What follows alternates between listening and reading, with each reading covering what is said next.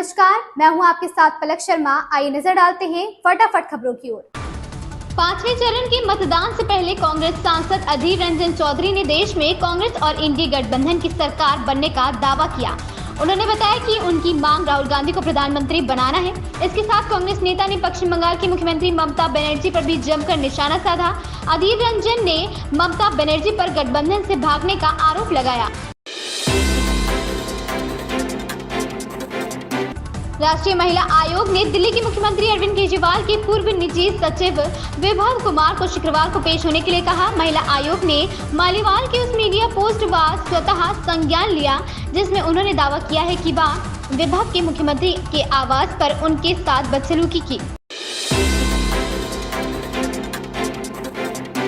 प्रधानमंत्री नरेंद्र मोदी ने गुरुवार को आजमगढ़ में आयोजित जनसभा को संबोधित किया। इस दौरान उन्होंने सपा कांग्रेस के साथ इंडी गठबंधन पर जमकर निशाना साधा। साथ ही सरकार की विभिन्न योजनाओं को लेकर जनता को विशेष जानकारी भी दी। बीच बीच में प्रधानमंत्री मोदी जनसभा में मौजूद लोगों को हंसाते भी रहे।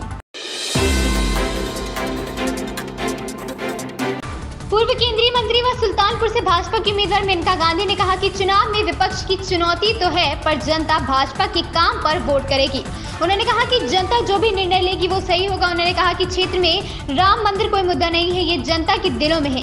जनता विकास के मुद्दे पर वोट देगी। उन्होंने कहा कि प्रधानमंत्री आवास योजना सहित कई नीतियों का जनता को सीधा लाभ मिला है। विपक्ष के लोग जातिवाद करने की कोशिश कर रहे हैं, लेकिन इसका कोई प्रभाव नहीं पड़ेगा। स्वाति मालीवाल से अभद्रता के मामले में बसपा प्रमुख मायावती ने कहा है कि महिलाओं की सुरक्षा, सम्मान और उत्पीड़न पर दोहरा मापदंड नहीं अपनाना चाहिए। उन्होंने कहा कि स्वाति मालीवाल के साथ अभद्रता के मामले में दोषी पर अब तक कार्रवाई नहीं होना गलत है। ऐसे में राज्यसभा के सभापति और महिला आयोग को भी इस घटना का संज्ञान लेना चाहिए। अखिलेश ने मंच से कहा कि पिछले 10 सालों में भाजपा सरकार ने बुंदेलखंड की जनता को लूटने का काम किया है। अब जनता भाजपा को रोकने का कार्य करेगी। अखिलेश ने कहा कि भाजपा ने यहां 60 लाख लोगों के भविष्य को अंधकार में डाल दिया है। अखिलेश ने कहा कि अगर अब भाजपा की सरकार आई तो अभी तो फौज की नौकरी 4 साल की हुई है।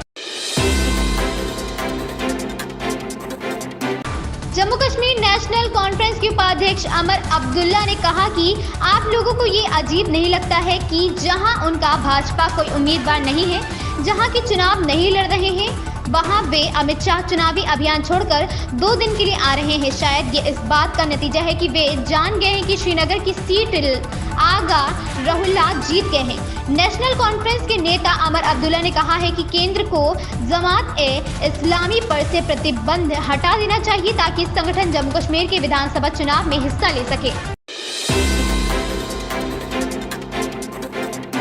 राजद सुप्रीमो और बिहार के पूर्व मुख्यमंत्री लालू प्रसाद यादव ने आज भाजपा पर तीखा हमला बोलते हुए आरोप लगाया कि भगवा पार्टी आरक्षण और लोकतंत्र को खत्म करने पर तुली हुई है। लोकसभा चुनाव प्रचार के बीच सोशल मीडिया पर लालू यादव ने लोगों से बीजेपी को वोट ना देने की अपील की। उन्होंने एक्स पोस्ट में लिखा कि प्यारे देशवासी, सतर्क और सावधान हो जाइए। भाजपा आपका आरक्षण, देश का लोकतंत्र और संविधान खत्म करने पर तुल गया है।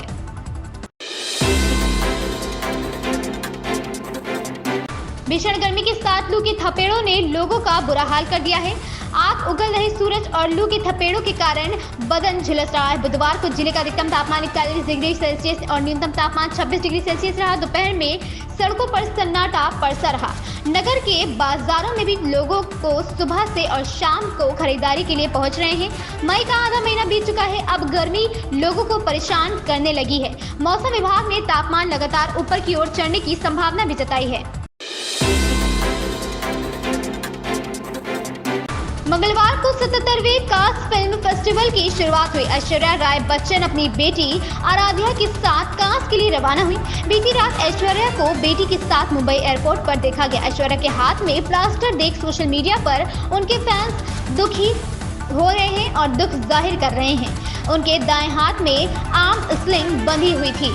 चोटिल होने के बावजूद भी वो कांस में शामिल होने गई। ऐश्वर्या के लुक की बात करें तो ओवरसाइज कोट और ब्लैक ट्राउजर में नजर आई। वहीं बेटी आराध्या ब्लैक जॉगर और व्हाइट स्वेटशर्ट पहने थी। इन खबरों में बस इतना ही। बने रहे हमारे साथ।